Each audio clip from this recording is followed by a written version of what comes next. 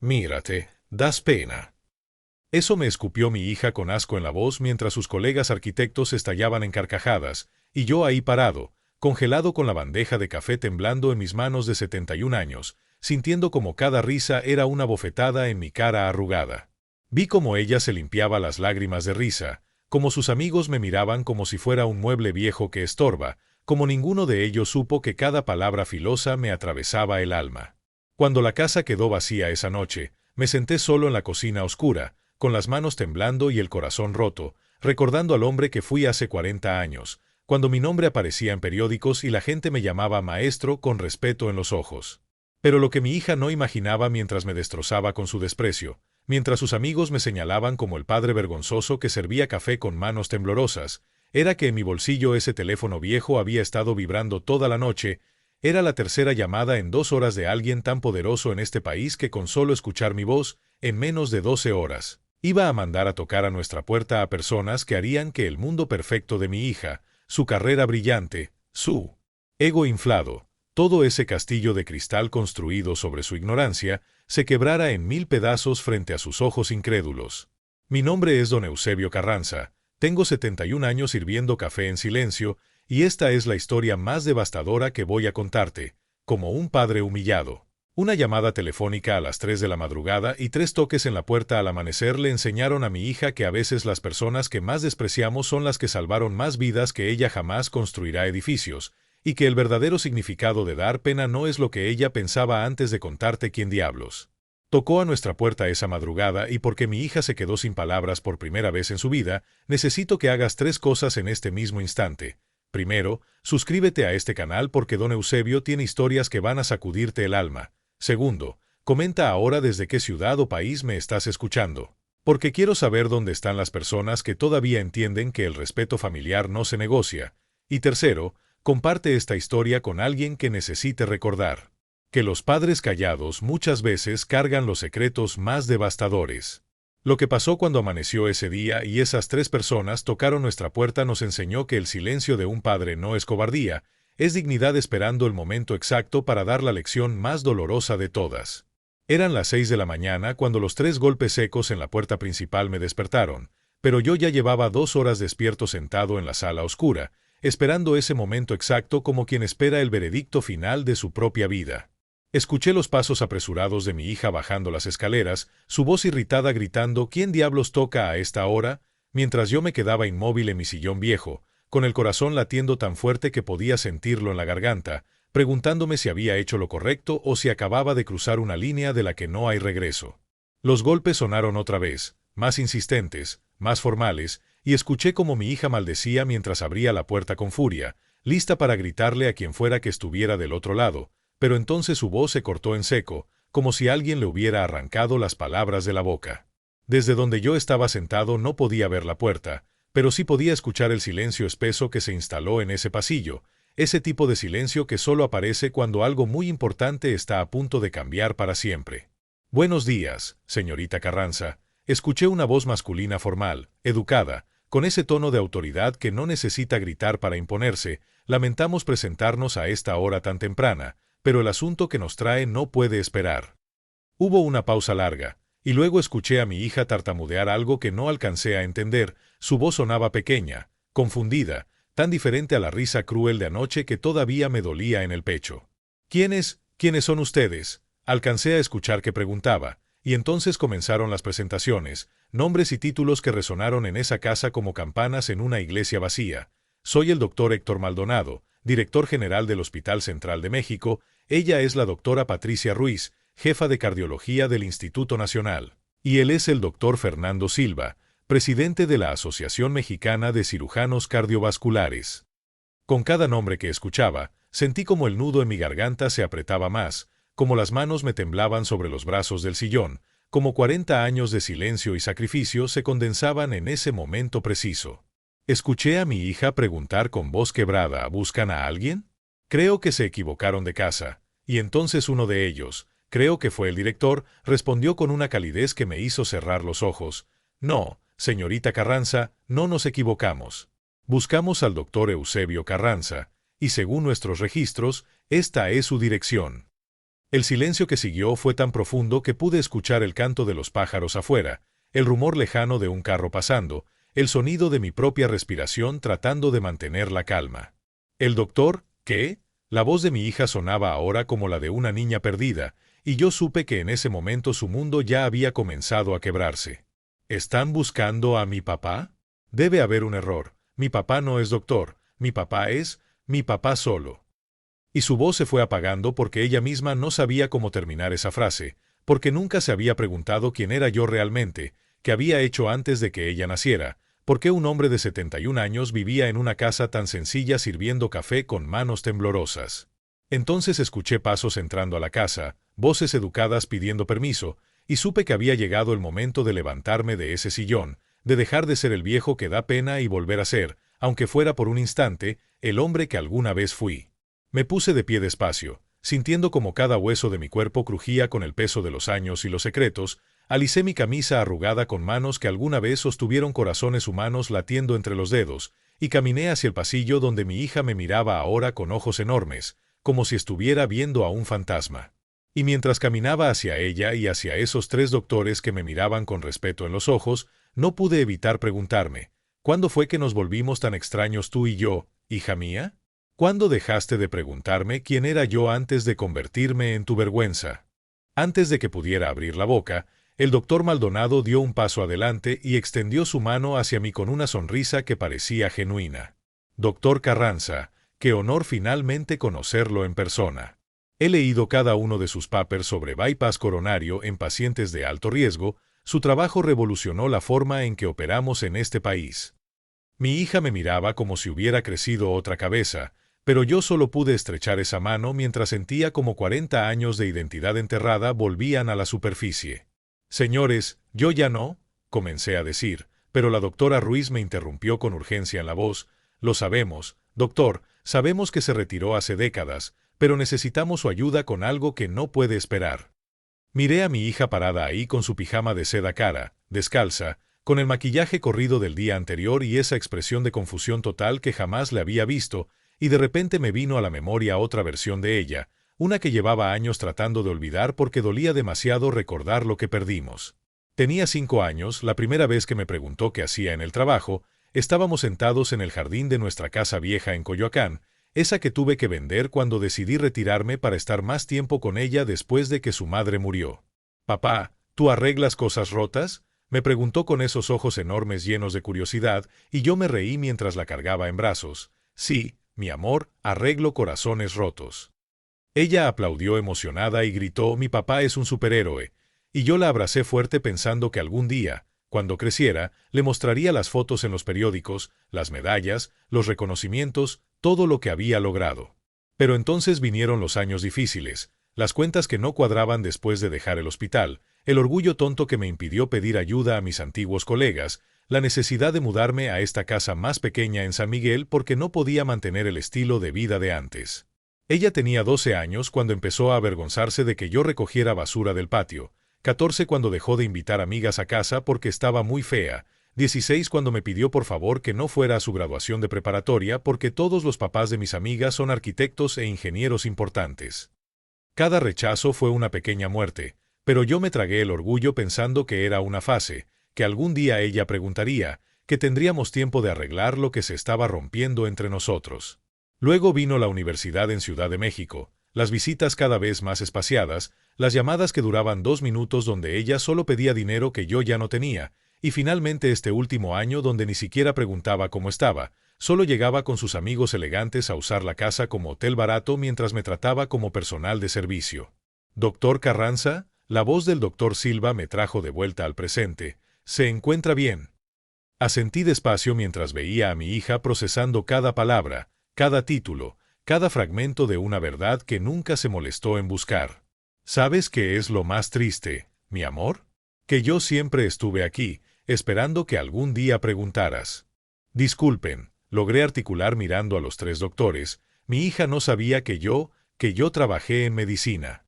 La doctora Ruiz ladeó la cabeza confundida. «¿No sabía?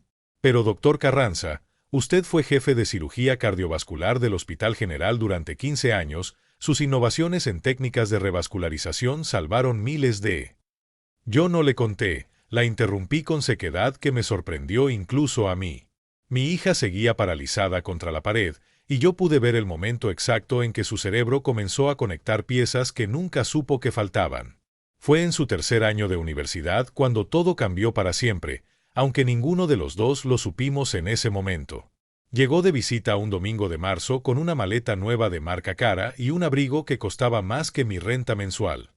Papá, conseguí una beca completa en la firma de arquitectos más prestigiosa de Ciudad de México, anunció radiante, voy a trabajar con los mejores, voy a diseñar edificios que van a estar en revistas internacionales. Yo estaba lavando platos en el fregadero, con las manos arrugadas por el agua fría porque el calentador llevaba 2 meses descompuesto y no tenía dinero para arreglarlo. ¡Qué orgullo, mi amor!, le dije girándome con una sonrisa enorme. Sabía que lo lograrías, siempre fuiste brillante. Pero ella no me miraba a mí, estaba viendo la cocina pequeña, el piso de mosaico viejo, la mesa coja que arreglé con un pedazo de cartón, y vi cómo su sonrisa se apagaba lentamente. Papá, dijo con voz diferente, más fría, ¿por qué vives así? La pregunta me golpeó el estómago. ¿Así como? Pregunté aunque ya sabía la respuesta. Así, pobre, soltó la palabra como si quemara. Mis compañeros de la firma tienen papás que son empresarios, doctores, dueños de constructoras. ¿Tú qué haces exactamente? Pude haberle dicho la verdad en ese momento, pude haberle mostrado las cajas en el ático llenas de reconocimientos y fotografías, pude haberle explicado que dejé una carrera brillante para criarla después de que su madre murió, que vendí todo para pagarle la mejor escuela, que cada sacrificio lo hice pensando en ella. Pero no lo hice. Trabajos aquí y allá, fue todo lo que respondí, lo suficiente para vivir. Vi el destello de decepción en su rostro, después vergüenza, finalmente ese desprecio sutil que trató de ocultar pero que yo reconocí de inmediato. Papá, yo necesito pedirte un favor, continuó con voz incómoda. La firma va a hacer un evento el mes que viene, van a estar inversionistas importantes, y mis jefes dijeron que podemos llevar familia, pero...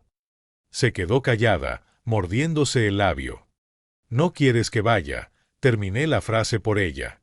Es que, buscaba palabras que no lastimaran tanto, es un ambiente muy diferente, muy formal, y tú. Me miró de arriba abajo, no encajarías. Asentí despacio mientras sentía como algo se quebraba dentro de mi pecho. Entiendo, no te preocupes. Ella se fue esa tarde con alivio en la cara, y yo me quedé parado en esa cocina preguntándome en qué momento mi hija aprendió a medir el valor de las personas por el tamaño de sus casas. Los meses siguientes fueron una cascada de excusas. Papá, mejor no vengas a mi graduación, va a estar muy aburrido. No puedo visitarte este mes, tengo mucho trabajo. ¿Puedes mandarme dinero? Sé que no tienes mucho, pero necesito para... Y cada vez yo mandaba lo poco que tenía mientras ella dejaba de preguntar cómo conseguía ese dinero. Hasta que llegamos a anoche, cuando su desprecio finalmente salió sin filtros, mírate, das pena. El doctor Maldonado carraspeó suavemente, devolviéndome al presente. Doctor Carranza, entiendo que esto es incómodo, pero el motivo de nuestra visita es sumamente urgente. Mi hija finalmente encontró su voz, aunque salió quebrada. Esperen, esperen, ¿ustedes están diciendo que mi papá fue cirujano? Los tres doctores la miraron con expresión extraña, como si hubiera preguntado si el cielo era azul. Señorita Carranza, respondió la doctora Ruiz con cuidado, su padre no fue solo cirujano, fue uno de los cardiólogos más importantes de Latinoamérica en los años 80 y 90. Yo cerré los ojos porque sabía lo que venía, podía sentir como las compuertas de 40 años de silencio estaban a punto de abrirse. En 1985 tenía 32 años y acababa de terminar mi especialización en cirugía cardiovascular en Houston.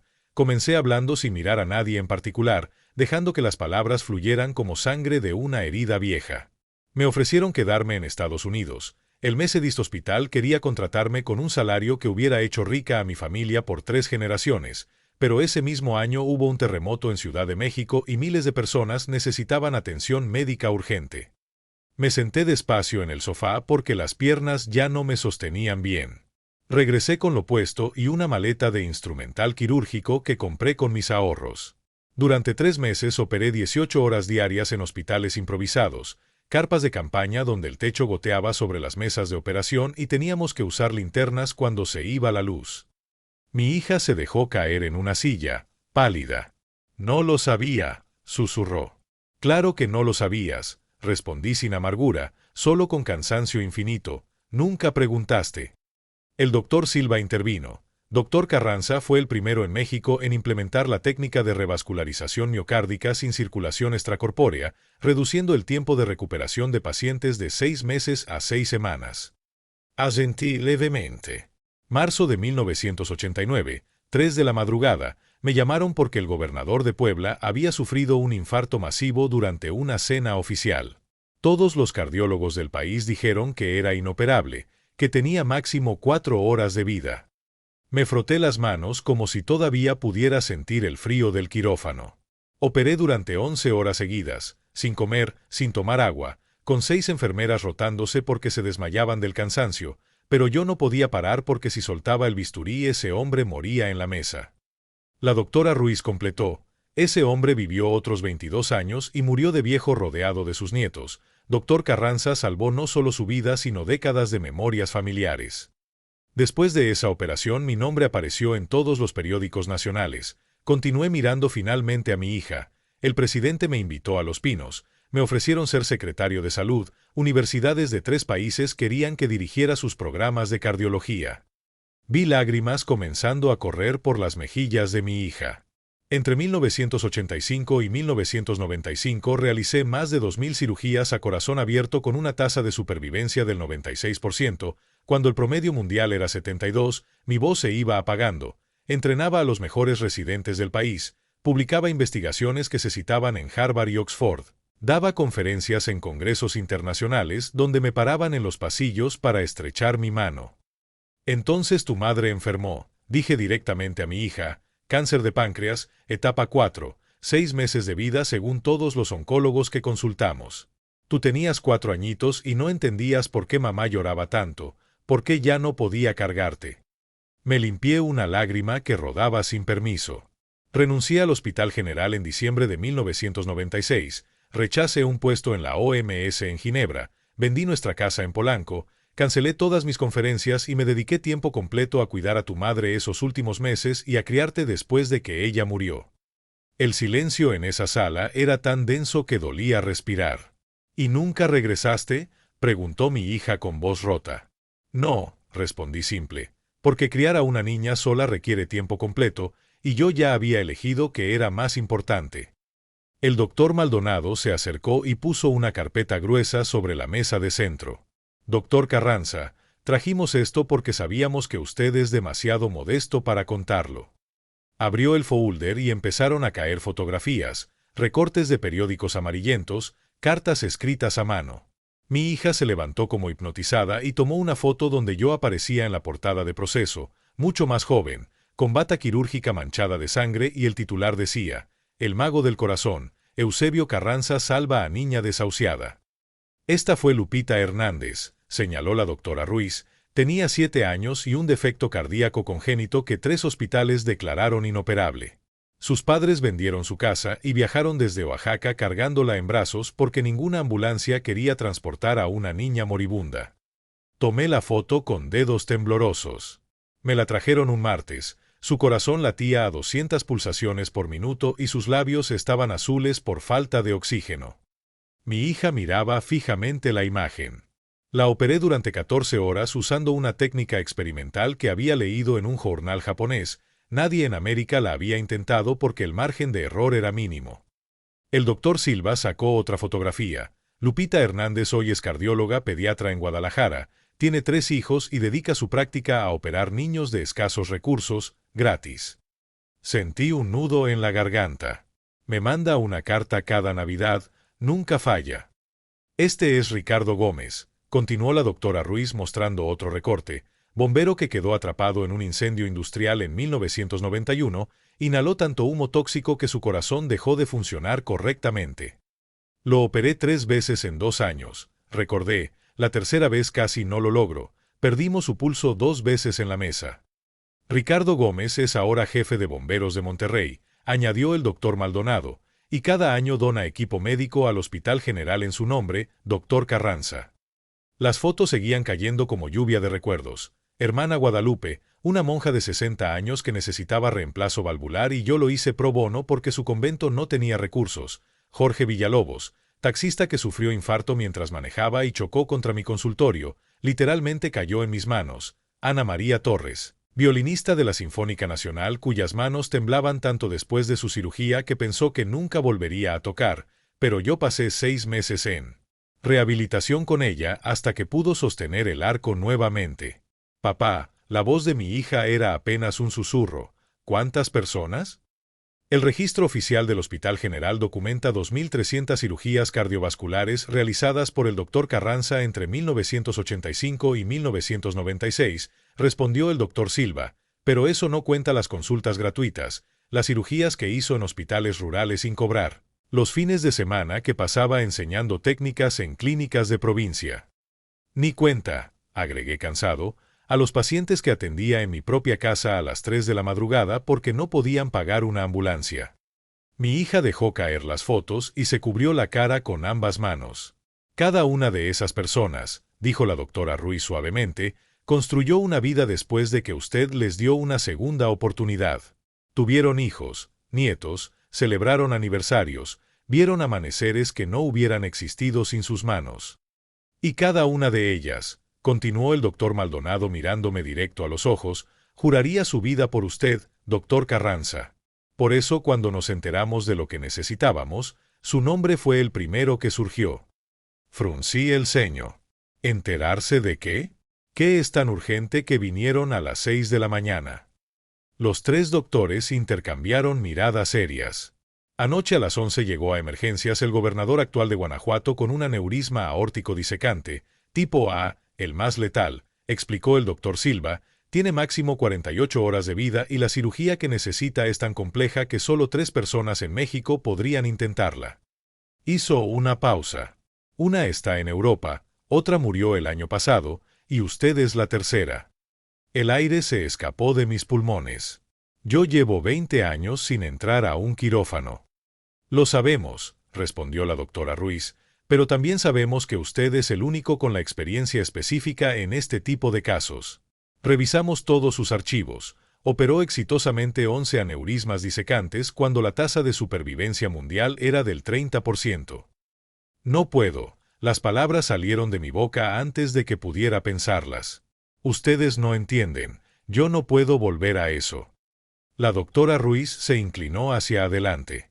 Doctor Carranza, sé que es mucho pedir después de tanto tiempo, pero este hombre tiene esposa y 4 hijos pequeños que... No, mi voz salió más fuerte de lo que pretendía. No es el tiempo, no es falta de práctica, es que yo hice una promesa. Mi hija levantó la vista, confundida. ¿Qué promesa? Me quedé callado largo rato, sintiendo como el peso de 20 años de silencio me aplastaba el pecho. Tu madre murió un viernes de abril de 1997, 3 semanas después de tu 5º cumpleaños. Comencé a hablar despacio, eligiendo cada palabra con cuidado. Los últimos días fueron brutales. El dolor era tan intenso que ni la morfina la aliviaba ya, y yo que había dedicado mi vida entera a salvar corazones no pude hacer absolutamente nada por salvar el suyo. Me froté los ojos cansados. La noche antes de morir, tú dormías en el cuarto de al lado y ella me agarró la mano con una fuerza que no debería tener alguien tan consumido por la enfermedad. Eusebio, me dijo, prométeme algo. Yo le hubiera prometido arrancarme el corazón si me lo pedía. Los 3 doctores permanecían inmóviles, pero podía sentir sus miradas pesadas. Prométeme que nunca vas a dejar a nuestra hija sola, me suplicó con lágrimas rodando hacia sus oídos. Prométeme que vas a estar ahí para cada cumpleaños, cada rodilla raspada, cada pesadilla, cada día malo en la escuela. Me quebré un poco recordando su voz. Prométeme que ella va a crecer sabiendo que tiene un padre presente, no un fantasma brillante que aparece entre cirugías y conferencias. Miré directamente a mi hija. Tu madre sabía que yo estaba casado con mi trabajo, que pasaba más tiempo con pacientes desconocidos que con mi propia familia, que me perdía tus obras de teatro porque siempre había una emergencia más urgente. Las lágrimas corrían libremente ahora. Y ella tenía razón. Yo amaba la medicina con una pasión que consumía todo a mi alrededor, y si no me hubiera obligado a elegir esa noche, probablemente hubiera seguido operando mientras te criaban nanas y maestras. Así que le prometí, continué con voz quebrada, le prometí que el día que ella muriera yo iba a colgar el bisturí para siempre, que iba a ser el padre que nunca fui mientras ella vivía, que tú ibas a tener toda mi atención aunque eso significara destruir mi carrera. El doctor Silva carraspeó incómodo. Pero doctor Carranza, dedicarse a su hija no significa que tenía que desaparecer completamente del campo médico. ¿No lo entienden?, casi grité. Si yo hubiera seguido en contacto con ese mundo, aunque fuera como consultor o profesor, hubiera vuelto. La medicina no es un trabajo que uno hace, es una adicción en la sangre. Una sola consulta se hubiera convertido en dos en una cirugía de emergencia, y de repente estaría otra vez viviendo en hospitales mientras mi hija cenaba sola. Me derrumbé en el sofá. Entonces corté todo contacto, rechacé todas las llamadas, ignoré todas las invitaciones, me mudé a esta ciudad pequeña donde nadie me conocía y me convertí en un anciano invisible que servía café y barría pisos. Mi hija sollozaba abiertamente ahora. Durante 20 años vi noticias de avances médicos que yo pude haber liderado, leí obituarios de pacientes que tal vez pude haber salvado, escuché de colegas ganando premios con investigaciones que yo había comenzado, mi voz era apenas un murmullo, y cada vez que sentía la tentación de regresar, miraba tu foto y recordaba mi promesa. Pero papá, dijo mi hija con voz rota, yo nunca te pedí eso. Lo sé, respondí simple, tu madre me lo pidió, y yo se lo prometí. Hubo un silencio largo. ¿Y anoche?, preguntó la doctora Ruiz suavemente. ¿Qué pasó anoche que hizo que finalmente nos devolviera la llamada después de ignorarnos durante años? Miré a mi hija directamente a los ojos. Anoche descubrí que 20 años de sacrificio, de promesas cumplidas, de estar presente cada maldito día aunque me desangrara por dentro renunciar a mi vocación, todo eso no valió nada para ella. Mi voz salió fría. Anoche mi hija me dijo que doy pena, que me mira y siente vergüenza, que soy una mancha en su vida exitosa. Los 3 doctores miraron incómodos a mi hija. Y ahí sentado en esa cocina oscura después de que todos se fueron, llorando sobre las ruinas de mi vida destruida, pensé, si de todos modos ella me desprecia, ¿para qué seguir cumpliendo una promesa que nadie valora? Cuéntenme exactamente qué pasó anoche, pidió el doctor Maldonado con voz seria. Miré a mi hija que había bajado la cabeza avergonzada, pero decidí que ya era hora de que todos supieran. Ella organizó una cena para celebrar que su firma ganó un contrato millonario para diseñar un complejo residencial en Querétaro. Comencé reconstruyendo cada detalle que llevaba clavado en el alma. Llegaron 6 de sus colegas a las 8 de la noche, todos impecables con sus trajes de diseñador y perfumes caros que apestaban la casa. Yo había cocinado pozole durante 4 horas porque es su platillo favorito desde niña, aunque probablemente ya ni se acuerda. El doctor Silva me miró con tristeza en los ojos. Serví la cena y me quedé en la cocina lavando trastes porque no me invitaron a sentarme con ellos, pero escuchaba todo desde ahí. Hablaban de proyectos en Miami, inversiones en Tulum, viajes a Milán para ver tendencias arquitectónicas. Apreté los puños recordando. Entonces uno de ellos, un tipo llamado Sebastián con gel en el pelo y reloj que costaba más que mi casa, preguntó, ¿y tu papá a qué se dedica, Mónica? Hubo un silencio incómodo y yo dejé de lavar el plato que tenía en las manos, esperando. Mi hija sollozó pero no me interrumpió. Ella respondió, «Oh, mi papá está jubilado», con esa voz falsa que usa cuando miente. Sebastián insistió, «¿Jubilado de qué?» Y ella tartamudeó, «De cosas variadas, nada importante realmente». Sentí la bilis subiendo al recordar. Entonces escuché risitas y otra voz femenina dijo, «Ay, Mónica, qué pena, todos nosotros tenemos padres súper exitosos y el tuyo». Dejó la frase colgando en el aire como veneno. La doctora Ruiz puso su mano sobre la mía. En ese momento entré con la cafetera temblando porque tengo artritis en los dedos, y todos se quedaron callados mirándome como si hubiera entrado un perro callejero. La escena seguía fresca como herida abierta. Empecé a servir el café torpemente, derramé unas gotas en el mantel y Sebastián chasqueó la lengua molesto. «¿Necesitas ayuda, abuelito?», dijo con ese tono condescendiente que usan los jóvenes con los ancianos. Respiré profundo. Mónica se levantó rápido, me quitó la cafetera de las manos y dijo, Ya yo sirvo, papá, vete a tu cuarto. Las palabras todavía me dolían como puñaladas. Pero Sebastián no había terminado. No manches, Mónica, ¿tu papá vive contigo? Qué incómodo, ¿no? Y todos rieron, esas risitas maliciosas que se esconden detrás de las manos pero que cortan como navajas. Mi hija lloraba abiertamente ahora.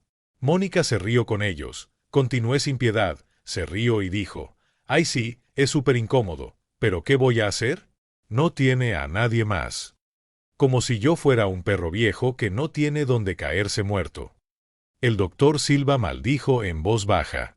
Entonces una chica llamada Regina, con pestañas postizas y uñas de acrílico, dijo, «¿Y no podría vivir en una residencia de ancianos o algo así?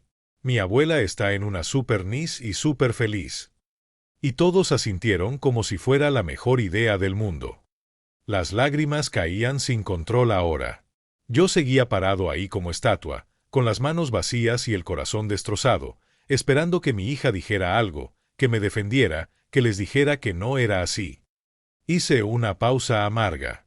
Pero ella solo dijo, «Ay, estaría increíble, pero las residencias cuestan un dineral y mi papá no tiene ni para un taxi», y todos estallaron en carcajadas. La sala estaba en silencio sepulcral. Sebastián se limpió lágrimas de risa y agregó, «Mírate, das pena», señalándome con el dedo como si fuera un chiste ambulante. Mi voz se quebró.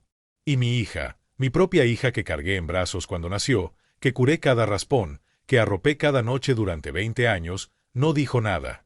Solo bajó la mirada avergonzada y dejó que ese imbécil me humillara en mi propia casa. Me limpié las lágrimas con rabia. Salí de esa sala con lo poco que me quedaba de dignidad, escuché cómo seguían riendo y brindando mientras yo subía las escaleras sintiendo como cada paso me pesaba como plomo. Miré directamente a los 3 doctores. Y ahí arriba en mi cuarto, sentado en la oscuridad escuchando sus risas filtrándose por el piso, vi la luz del teléfono parpadeando con sus llamadas y pensé, ya no le debo nada a nadie. Eran las 2:30 de la madrugada cuando finalmente se fueron todos, dejando la casa apestando a perfume caro y desprecio barato. Escuché el motor del último auto alejándose calle abajo y esperé otros 10 minutos antes de bajar, asegurándome de que Mónica ya estuviera encerrada en su habitación. La sala era un desastre de platos sucios, servilletas arrugadas, manchas de vino tinto en el mantel que yo había planchado esa tarde. Comencé a recoger mecánicamente, mis manos arrugadas apilando tazas mientras el reloj de pared marcaba cada segundo con tic-tacs que sonaban como acusaciones. No lavé nada, solo amontoné todo en el fregadero y me quedé parado ahí mirando mi reflejo borroso en la ventana oscura. El hombre que me devolvía la mirada tenía 71 años, espalda encorvada, manos temblorosas, ojos cansados de alguien que había perdido demasiadas batallas. ¿Cuándo me convertí en esto?, me pregunté tocando el vidrio frío. Cuando el doctor Eusebio Carranza, el hombre que operaba 11 horas seguidas sin pestañear, se transformó en este anciano invisible que ni su propia hija respeta. Subí las escaleras despacio, cada escalón crujiendo bajo mi peso como huesos viejos quebrándose. Pasé frente a la habitación de Mónica y vi la luz filtrada bajo su puerta, seguramente revisando su teléfono celebrando su éxito mientras yo me desangraba emocionalmente 3 metros más allá. Entré a mi cuarto y me senté en la cama sin encender la luz, dejando que la oscuridad me tragara completo. El teléfono seguía parpadeando en la mesita de noche como ojo acusador, 5 llamadas perdidas, 3 mensajes de voz. Sabía quiénes eran sin necesidad de revisar, habían estado buscándome durante 2 días porque el gobernador se estaba muriendo y yo era su última esperanza. 20 años, pensé recargándome contra la cabecera fría. 20 años cumpliendo una promesa a una mujer que ya no estaba aquí para ver cómo su hija me escupía a la cara todo ese sacrificio. Me levanté y caminé hacia el closet, abrí el cajón del fondo donde guardaba las cosas que no quería ver pero tampoco podía tirar. Ahí estaba la foto de nuestra boda, yo con 25 años y ella con 23, ambos sonriendo como si el mundo fuera nuestro. Debajo había una carta escrita con su puño y letra tembloroso 2 días antes de morir. Eusebio, gracias por prometerme que vas a ser el padre que nuestra hija merece. Ella te va a amar por eso algún día, aunque ahora no lo entienda. Tu sacrificio no será en vano. Me reí amargo en la oscuridad. No fue en vano, amor, solo resultó que nuestra hija prefiere edificios bonitos sobre padres presentes. Guardé la foto y cerré el cajón con más fuerza de la necesaria. El teléfono parpadeó otra vez y esta vez lo tomé, sintiendo su peso familiar en mi palma. 3 de la madrugada, la hora en que los cirujanos toman las decisiones más difíciles porque el cansancio quita las capas de bullshit y solo queda la verdad cruda. La verdad era simple: yo había renunciado a mi identidad por alguien que me veía como estorbo vergonzoso. Abrí los mensajes de voz. La voz del doctor Maldonado sonaba desesperada. «Doctor Carranza, por favor, necesitamos su respuesta. El gobernador se deteriora cada hora y usted es nuestra única opción. Sé que lleva años retirado, pero...». Borré el mensaje sin terminarlo. El segundo era de la doctora Ruiz. «Eusebio, soy Patricia. Sé que tienes tus razones para no volver, pero este hombre tiene 4 niños pequeños que van a quedar huérfanos si no». También lo borré. El tercero era del doctor Silva, más directo. «Carranza, dejémonos de mamadas. Necesitamos al mejor y ese eres tú. Llámame». Me quedé sentado en esa oscuridad pensando en Lupita, la niña de Oaxaca que ahora salvaba a otros niños. En Ricardo, el bombero que seguía rescatando vidas. En la monja, el taxista, la violinista, todos viviendo gracias a mis manos. Y pensé en el gobernador que no conocía, muriendo en alguna cama de hospital mientras su familia rezaba por un milagro. Luego pensé en Mónica durmiendo al lado, soñando con edificios y contratos millonarios, completamente ajena al hombre que destrozó por ella. Marqué el número a las 3:15 de la madrugada. El doctor Maldonado contestó al primer timbre. «Doctor Carranza, gracias a Dios. Voy a necesitar que vengan a mi casa mañana a las 6 de la mañana», dije con voz que no reconocí como mía, fría y profesional, «y quiero que toquen la puerta bien fuerte, lo suficientemente fuerte para que mi hija despierte y baje a ver quién es». Hubo un silencio confundido. «Doctor». «Solo háganlo», ordené, «y traigan mi expediente completo, todas las fotos, todos los reconocimientos, todo. Quiero que ella vea exactamente quién soy antes de decidir si opero o no». Colgué antes de que pudiera responder y me quedé ahí sentado hasta que amaneció, preguntándome si estaba a punto de salvar una vida o destruir definitivamente la relación con mi hija. Tal vez ambas cosas. Tal vez ya no importaba.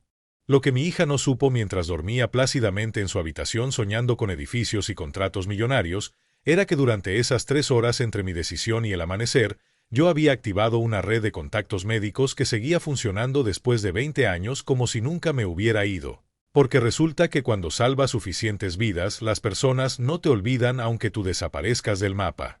El doctor Maldonado colgó conmigo y de inmediato comenzó a hacer llamadas que despertaron a medio sector salud del país.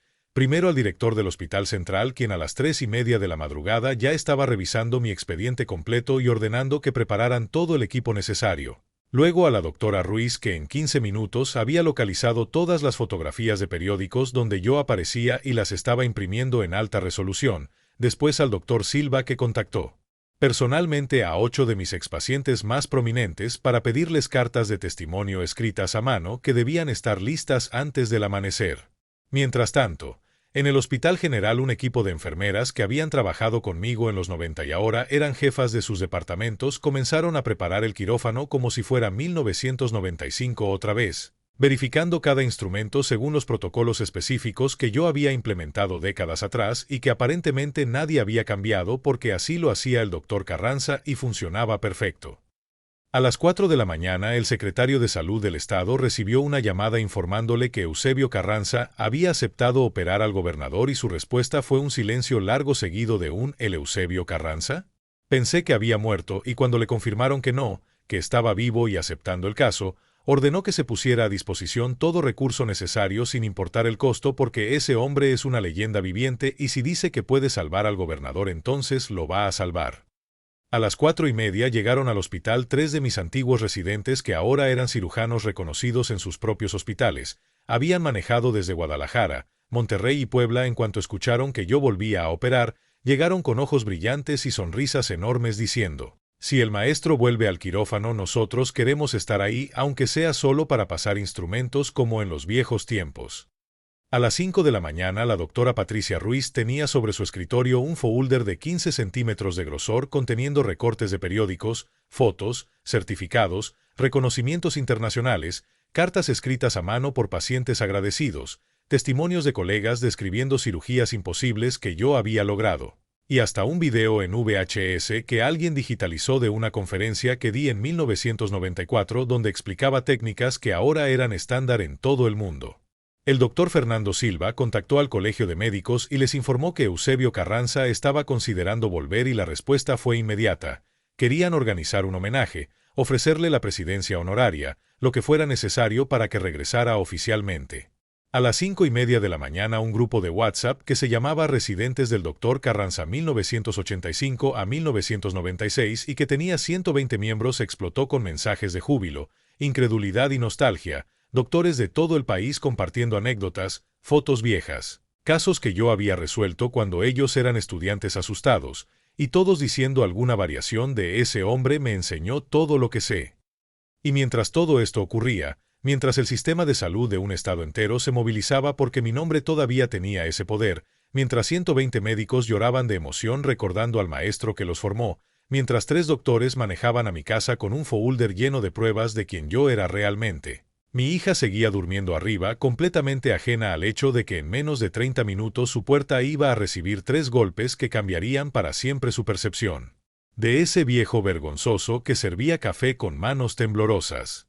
Me quedé sentado en esa cama hasta que el cielo comenzó a teñirse de gris por la ventana, con las manos entrelazadas sobre mi regazo preguntándome qué demonios acababa de hacer y si cruzar esa línea me convertía en el hombre sabio que enseña una lección necesaria o simplemente en un padre vengativo usando su pasado glorioso como arma para herir a su propia hija. Porque la verdad incómoda que me carcomía las entrañas era que yo no sabía si realmente iba a operar al gobernador o si solo había montado todo ese teatro para que Mónica viera quién era yo y sintiera, aunque fuera una fracción del dolor que ella me causó anoche cuando me dejó ahí parado como basura mientras sus amigos se reían de mí. ¿Qué diría tu madre si te viera ahora? Me pregunté mirando la foto de nuestra boda que todavía tenía en las manos. ¿Aprobaría esto o me maldeciría por usar mi identidad enterrada como venganza contra nuestra hija? Recordé sus últimas palabras, ella te va a amar por esto algún día. Pero resultó que 20 años después lo único que sentía por mí era vergüenza profunda. Entonces, ¿para qué seguir cargando esa promesa como cruz pesada si la persona por quien la hice me escupe en la cara? La parte oscura de mí, esa parte que llevaba 20 años acumulando resentimiento silencioso cada vez que ella me trataba como invisible, quería que esos doctores tocaran la puerta y destruyeran su mundo perfecto. Quería ver su cara cuando descubriera que ese viejo patético que no servía ni para un taxi alguna vez fue tan importante que el sistema de salud entero se movía cuando él chasqueaba los dedos. Quería que sintiera el peso aplastante de haber despreciado durante años al hombre. Equivocado. Pero la otra parte de mí, esa parte que todavía recordaba cargarla de bebé a las 3 de la madrugada cuando lloraba inconsolable, esa parte que le curó cada rodilla raspada y espantó cada pesadilla y la arropó cada noche durante 2 décadas. Esa parte me susurraba que tal vez ella no tenía la culpa de no saber quién yo era porque yo mismo me había asegurado de enterrar esa identidad tan profundo que ni mi propia hija podía encontrarla. ¿Cómo iba a respetar lo que nunca le mostré? Me cuestioné sintiendo las lágrimas volver. ¿Cómo iba a valorar sacrificios que mantuve en secreto porque estaba tan ocupado siendo el padre presente que olvidé que los hijos también necesitan conocer quiénes fueron sus padres antes de convertirse en padres? Escuché movimiento arriba. Ella despertando probablemente para ir al baño, y me imaginé su rutina matutina completamente ajena a que en menos de 20 minutos 3 doctores importantes tocarían nuestra puerta buscando al padre que ella creía conocer pero que resultaba ser un completo extraño. Me levanté despacio y caminé hacia el espejo del baño, encendí la luz cruel que no perdona y me quedé mirando fijamente al hombre reflejado, 71 años, arrugas profundas, ojos cansados, manos que alguna vez sostuvieron corazones latiendo y ahora apenas podían sostener una cafetera sin temblar. ¿Todavía puedes hacerlo?, me pregunté tocando el espejo. ¿Todavía tienes esas manos mágicas que salvaban lo imposible o solo te queda el ego herido de un viejo que necesita demostrar algo? La verdad aterradora era que no lo sabía. Habían pasado 20 años desde la última vez que sostuve un bisturí, 20 años donde mis reflejos se oxidaron y mi pulso se volvió irregular. Y ahora estaba a punto de pararme frente a mi hija y decirle que podía salvar al gobernador cuando tal vez lo único que lograría sería matarlo en la mesa y confirmar que efectivamente soy el viejo inútil que ella cree que soy. Escuché un auto detenerse afuera, el motor apagándose, puertas cerrándose, voces educadas coordinando algo, y supe que habían llegado exactamente a las 6 como les pedí, puntuales como cirujanos que entienden que en medicina cada minuto cuenta. Me lavé la cara con agua fría tratando de despertar completamente, me peiné el cabello ralo con dedos temblorosos, me puse la camisa menos arrugada que tenía y bajé las escaleras sintiendo como cada paso me acercaba a un punto de no retorno, porque sabía que una vez que esa puerta se abriera y esos doctores dijeran mi nombre completo con respeto en sus voces, ya no habría forma de volver a ser el viejo invisible que servía café en silencio, y francamente ya no estaba seguro si quería enseñarle una lección a mi hija o si solo necesitaba desesperadamente que alguien, aunque fuera ella, me viera como el hombre que fui antes de convertirme en su vergüenza.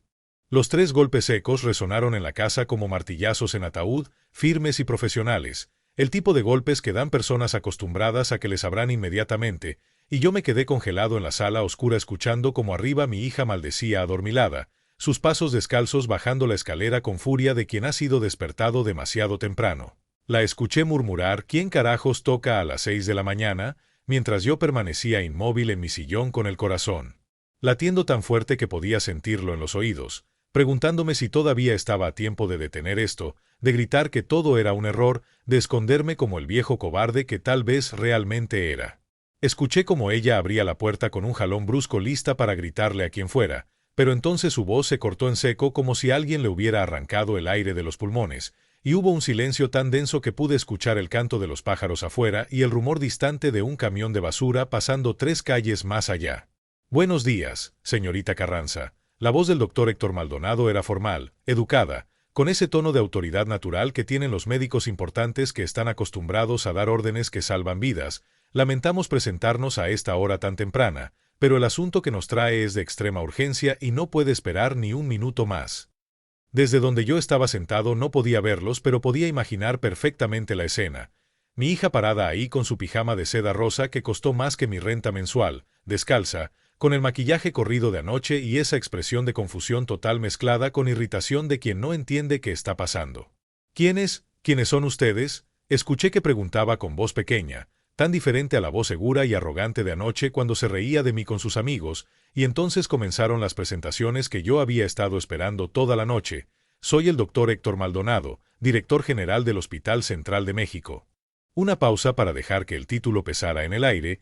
«Ella es la doctora Patricia Ruiz, jefa de cardiología del Instituto Nacional de Cardiología Ignacio Chávez». Otra pausa. «Y él es el doctor Fernando Silva, presidente de la Asociación Mexicana de Cirujanos Cardiovasculares y profesor emérito de la UNAM». Con cada nombre y título sentí como el nudo en mi garganta se apretaba más, como mis manos se cerraban sobre los brazos del sillón hasta que los nudillos se pusieron blancos, como 40 años de identidad enterrada comenzaban a desenterrarse delante de la única persona que nunca supo que existían. «Disculpen», la voz de mi hija sonaba ahora genuinamente confundida sin rastro de la arrogancia de anoche. «Creo que se equivocaron de dirección. Aquí no vive ningún doctor, solo vivimos mi papá y yo». Y escuché como uno de ellos, creo que la doctora Ruiz, respondía con una calidez que contrastaba brutal con el frío de la situación. «No nos equivocamos, señorita. Buscamos al doctor Eusebio Carranza y según todos nuestros registros esta es su dirección actual. ¿Está él en casa?». El silencio que siguió fue tan profundo y largo que pude contar hasta 15 en mi cabeza antes de que mi hija finalmente procesara las palabras y respondiera con voz que se quebraba. «¿El doctor? ¿Qué?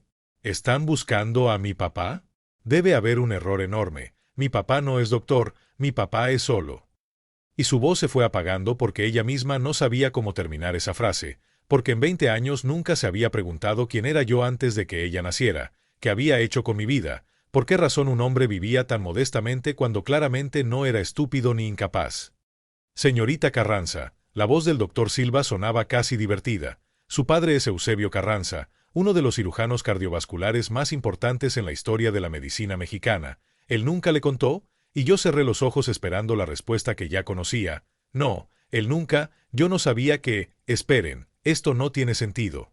Y entonces escuché pasos entrando a mi casa, 3 pares de zapatos formales sobre el piso de mosaico, voces educadas pidiendo permiso para pasar, el sonido de un folder pesado siendo abierto, papeles siendo sacados, y supe que había llegado el momento de levantarme de ese sillón, de caminar hacia ese pasillo, de enfrentar la mirada de mi hija cuando finalmente viera al hombre que realmente era su padre y no la caricatura vergonzosa que ella había construido en su mente exitosa.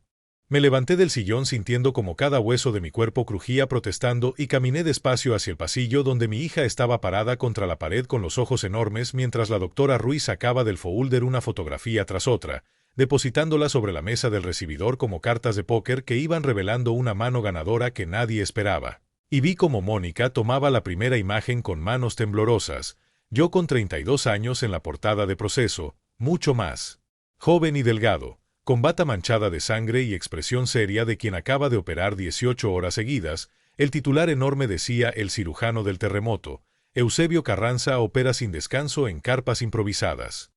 «¿Papá? ¿Este eres tú?». Su voz era apenas un susurro quebrado y yo solo asentí en silencio desde el umbral de la sala, observando cómo ella pasaba a la siguiente foto, una ceremonia formal donde el presidente Carlos Salinas me entregaba una medalla al mérito médico mientras yo estrechaba su mano sonriendo con orgullo que ahora me parecía de otra vida. En 1992, explicó el doctor Maldonado con voz suave, su padre recibió el reconocimiento nacional por sus innovaciones en cirugía cardiovascular mínimamente invasiva, técnicas que salvaron miles de vidas y que todavía se usan hoy en hospitales de todo el mundo. Y vi cómo las lágrimas comenzaban a rodar por las mejillas de mi hija mientras tomaba otro recorte de periódico donde aparecía yo dando una conferencia en Harvard, otro donde estaba operando rodeado de residentes que me miraban con admiración absoluta, otro donde aparecía en la revista Time Latinoamérica en un artículo sobre los médicos más influyentes de la década. La doctora Ruiz sacó entonces un sobre amarillento y de ahí extrajo cartas escritas a mano con letra temblorosa. Esta es de Lupita Hernández, la niña de Oaxaca que su padre operó cuando todos dijeron que era imposible. Leyó en voz alta mientras mi hija sollozaba abiertamente. Querido doctor Carranza, hoy cumplí 15 años y mi mamá dice que es un milagro porque yo debería estar muerta, pero usted me salvó cuando nadie más quiso intentarlo. Algún día voy a ser doctora como usted para salvar niños como yo. Hay 140 cartas más en este folder, continuó la doctora Ruiz, de pacientes, de familias, de colegas de 20 países diferentes, todos diciendo alguna variación de lo mismo, que Eusebio Carranza les dio una segunda oportunidad de vida cuando el mundo los había desahuciado. Mónica dejó caer las fotos sobre la mesa y finalmente me miró directamente a los ojos, su rostro destruido por lágrimas y culpa y shock absoluto. «Papá, yo no sabía, yo nunca, ¿por qué nunca me contaste?». Y las palabras salieron de mi boca más frías de lo que pretendía. «Porque nunca preguntaste, hija. En 20 años nunca preguntaste quién era yo antes de convertirme en tu vergüenza». El doctor Silva sacó más evidencias. Un video digitalizado de una conferencia en 1994 donde yo explicaba técnicas quirúrgicas a una audiencia de 300 médicos que aplaudían de pie, certificados de hospitales de Houston, Boston, Londres pidiendo que fuera profesor visitante. Artículos académicos citados más de 1000 veces en journals internacionales, fotografías de equipos quirúrgicos completos posando conmigo como si fuera una celebridad. Su padre, dijo el doctor Maldonado con voz solemne, no era solo un buen cirujano, señorita Carranza, era una leyenda, el tipo de médico que aparece una vez cada generación, el hombre que otros doctores estudiaban y trataban de imitar, hizo una pausa pesada. Y usted anoche delante de sus amigos lo llamó vergonzoso y dijo que no servía ni para pagar un taxi. Vi cómo mi hija se derrumbaba literalmente, sus rodillas cediendo hasta quedar sentada en el piso con todas esas fotos y cartas regadas alrededor como evidencia devastadora de su propia ignorancia cruel. «Papá, lo siento, yo no sabía, si hubiera sabido nunca». Pero yo levanté una mano deteniéndola porque las disculpas fáciles no arreglaban 20 años de desprecio acumulado. «El problema, Mónica», dije con voz cansada que arrastraba décadas de dolor silencioso, «no es que no sabías, el problema es que nunca te importó saber, nunca en 20 años te preguntaste por qué un hombre vivía tan modestamente, nunca cuestionaste mi historia, nunca mostraste curiosidad por quién era yo antes de que tú nacieras. Solo asumiste que era un viejo sin valor y me trataste en consecuencia». El doctor Silva se agachó al nivel de mi hija que seguía sentada en el piso rodeada de evidencias de una vida que nunca conoció y habló con voz que mezclaba respeto y tristeza. «Señorita Carranza, déjeme explicarle exactamente qué abandonó su padre por usted, porque creo que necesita entender la magnitud real del sacrificio». Abrió otra carpeta llena de documentos financieros y contratos amarillentos. En 1996, cuando su padre renunció al Hospital General, tenía un salario anual de 800,000 pesos. que ajustados a inflación actual serían aproximadamente 6 millones de pesos al año. Además recibía honorarios por consultas privadas que duplicaban ese ingreso fácilmente. Tenía 3 ofertas permanentes de hospitales en Estados Unidos ofreciéndole entre 200 y 300 mil dólares anuales. La Organización Mundial de la Salud quería contratarlo como asesor principal en Ginebra con un paquete de compensación que incluía vivienda, auto, escuela privada para usted y un salario que lo hubiera convertido en millonario en 5 años. Vi cómo mi hija se tapaba la boca con ambas manos mientras procesaba números que representaban décadas de estabilidad económica desechadas conscientemente. Pero rechazó todo eso, continuó el doctor Silva implacable. Vendió su casa en Polanco que hoy valdría 50 millones de pesos, rechazó su pensión completa del IMSS porque renunció antes de cumplir los años necesarios. Canceló conferencias pagadas en Europa y hacia que le hubieran dado fondos suficientes para que usted estudiara en cualquier universidad del mundo sin preocupaciones financieras, y se mudó a esta casa modesta en San Miguel de Allende para dedicarse tiempo completo a criarla. Después de que su madre murió. La doctora Ruiz sacó un documento que hizo que mi hija sollozara más fuerte. Esta es la carta de renuncia que su padre entregó en diciembre de 1996, dice textualmente. Renuncio a mi posición como jefe de cirugía cardiovascular porque mi hija de 4 años acaba de perder a su madre y necesita un padre presente más de lo que el mundo necesita a otro cirujano brillante. Hay cientos de doctores capaces de hacer este trabajo, pero solo hay un hombre que puede ser el papá de Mónica Carranza, y ese soy yo. Mónica estaba destrozada ahora, llorando con sollozos que le sacudían todo el cuerpo, y yo permanecí parado contra la pared sintiendo como 40 años de emociones contenidas finalmente encontraban salida. Su padre tenía 39 años cuando renunció, agregó el doctor Maldonado, estaba en la cúspide absoluta de su carrera, era el cirujano más solicitado del país, hospitales competían por tenerlo, universidades peleaban por que enseñara en sus programas. Había salvado 2.300 vidas documentadas y probablemente el doble si contamos consultas y diagnósticos que previeron emergencias, era candidato al Premio Nacional de Ciencias, tenía un futuro tan brillante que cegaba a quien lo mirara, y lo dejó todo, absolutamente todo, para cambiar pañales y hacer loncheras y ayudar con tareas de matemáticas. El doctor Silva mostró más documentos. Estos son contratos que le ofrecieron durante los siguientes 10 años, todos rechazados sin siquiera considerarlos. Universidad de Stanford quería que dirigiera su programa de cardiología en el 2000, el Hospital Montesinaí de Nueva York lo buscó en 2003, el Instituto del Corazón de Cleveland lo llamó en 2006. Y él dijo no a todos porque usted estaba en secundaria y preparatoria y necesitaba un padre en casa esperándola después de clases. Miré a mi hija y vi en sus ojos el peso demoledor de comprender que cada año de su infancia feliz había costado una fortuna en oportunidades rechazadas, en gloria médica abandonada, en vidas que tal vez no se salvaron porque yo no estaba en un quirófano sino en una junta escolar o un partido de voleibol o simplemente sentado en casa esperando que ella llegara para preguntarle cómo estuvo su día. Y durante esos 20 años, concluyó la doctora Ruiz con voz suave pero implacable, mientras su padre vivía modestamente haciendo trabajos temporales para pagar sus estudios, mientras vendía pertenencias para mantenerla en buenas escuelas, mientras su espalda se encorvaba y sus manos desarrollaban artritis y su nombre se iba olvidando en círculos médicos. Usted creció creyendo que era un hombre común sin ningún valor especial, y anoche delante de sus amigos exitosos lo llamó vergonzoso y dijo que daba pena, sin saber que ese hombre vergonzoso había rechazado literalmente millones de dólares y una fama internacional solo para estar presente en su vida diaria. Mónica se levantó del piso con dificultad, limpiándose las lágrimas con el dorso de la mano, y caminó hacia mí con pasos inseguros como niña aprendiendo a caminar.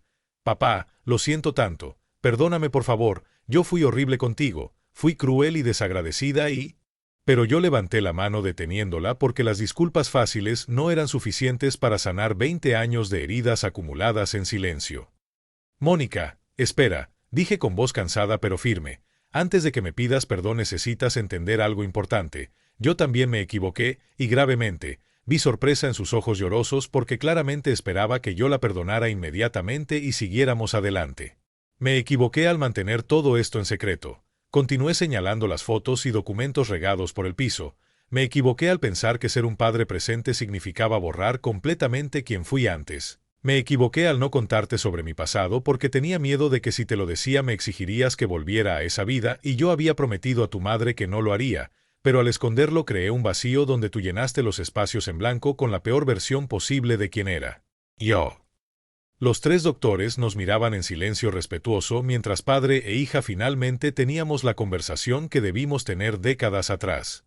Tú te equivocaste al asumir que porque vivía modestamente no tenía valor, le dije directo.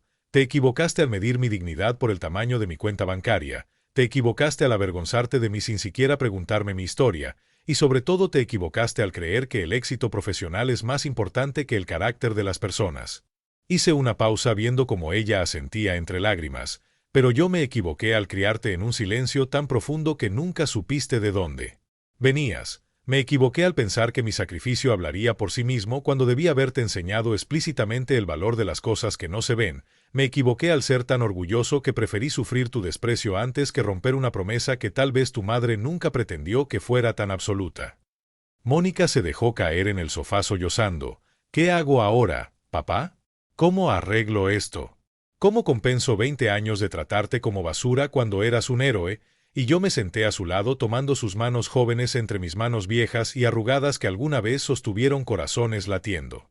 No me llames héroe, dije suave. Los héroes no existen. Solo hay personas haciendo lo mejor que pueden con las circunstancias que tienen. Yo elegí ser tu padre sobre ser cirujano famoso porque en ese momento me pareció la decisión correcta, no porque fuera noble, sino porque no podía soportar la idea de perderte como perdí a tu madre. La miré a los ojos. Y tú me trataste mal no porque seas mala persona, sino porque nuestra sociedad te enseñó que el valor de alguien se mide en títulos y dinero. Y yo nunca te enseñé a mirar más profundo porque estaba demasiado ocupado tratando de cumplir una promesa imposible. Los tres doctores carraspearon incómodos y el doctor Maldonado intervino gentil. Doctor Carranza, lamento interrumpir este momento, pero el tiempo corre y necesitamos su respuesta. El gobernador tiene menos de 40 horas y usted es nuestra única esperanza. ¿Va a operarlo o no? Miré a mi hija que me observaba ahora con ojos diferentes, con respeto mezclado con culpa mezclado con amor mezclado con miedo de perderme si entraba a ese quirófano después de 20 años inactivo, y le pregunté directo, ¿tú qué crees que debo hacer?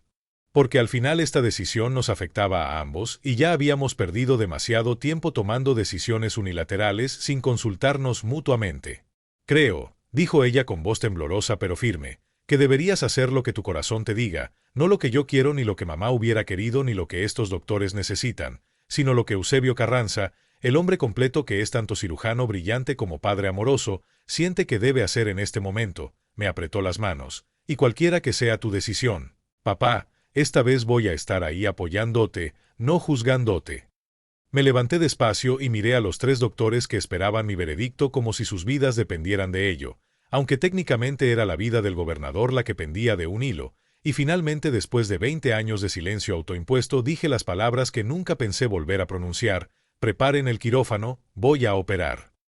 La cirugía duró 13 horas con 40 minutos. Mis manos temblaron durante los primeros 20 minutos hasta que el músculo memoria tomó control y de repente era 1989 otra vez, mis dedos encontrando arterias bloqueadas y reparando válvulas dañadas con precisión que no sabía que todavía poseía. Mientras Mónica esperaba afuera del quirófano sentada entre los tres doctores que le contaban historias de su padre que ella escuchaba con lágrimas silenciosas rodando por sus mejillas, historias de un hombre que ella vivió 20 años al lado sin realmente conocer. El gobernador sobrevivió, despertó 2 días después preguntando quién lo había operado y cuando le dijeron Eusebio Carranza su respuesta fue un susurro reverente. Pensé que era un mito. Y yo me reí porque durante 20 años efectivamente había sido invisible como fantasma. Pero esta historia no es realmente sobre cirugías exitosas o carreras brillantes abandonadas o hijas que aprendieron lecciones dolorosas sobre juzgar a las personas por apariencias. Esta historia es sobre algo mucho más universal que todos cargamos sin darnos cuenta. La tendencia humana de asumir que conocemos a las personas en nuestras vidas cuando en realidad solo conocemos las versiones que nos conviene ver. Mónica no es mala persona por haberme despreciado. Es solo otro ser humano que cayó en la trampa de creer que 20 años de convivencia equivalen a conocimiento profundo, cuando la verdad es que puedes vivir toda una vida al lado de alguien y nunca preguntarte quiénes fueron antes de que entraras en su historia, que sacrificaron para que tú pudieras existir cómodamente, que sueños enterraron para que los tuyos pudieran florecer.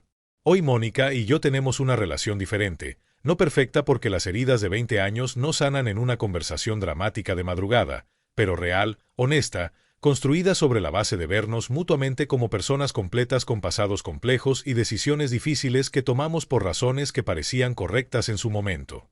Yo volví a la medicina, pero no como antes. Ahora opero 2 veces al mes en casos imposibles que nadie más quiere tocar, y Mónica viene a verme después de cada cirugía con café y pan dulce. Se sienta conmigo mientras les cuento historias de pacientes salvados y ella finalmente entiende por qué esto nunca fue solo un trabajo sino una vocación que corre por mis venas como sangre.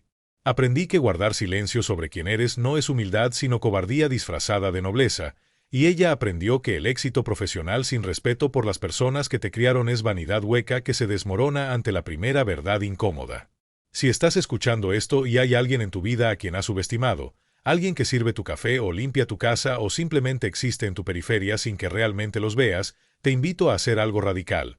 Pregúntale su historia, no por cortesía superficial sino con genuina curiosidad de saber quiénes fueron antes de convertirse en tu conveniencia invisible. Porque te garantizo que cada persona cargando bandejas o barriendo pisos o viviendo modestamente tiene capítulos en su historia, que te dejarían sin aliento si te tomaras el tiempo de leerlos.